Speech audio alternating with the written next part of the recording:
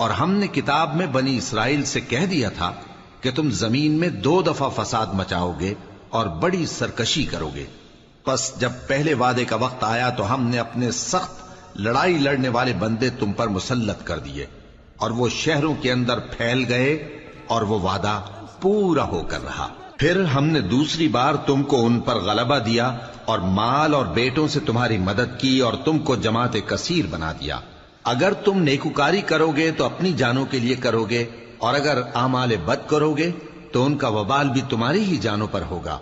پھر جب دوسرے وعدے کا وقت آیا تو ہم نے پھر اپنے بندے بھیجے تاکہ تمہارے چہروں کو بگاڑ دیں، اور جس طرح پہلی دفعہ مسجد بیت المقدس میں داخل ہو گئے تھے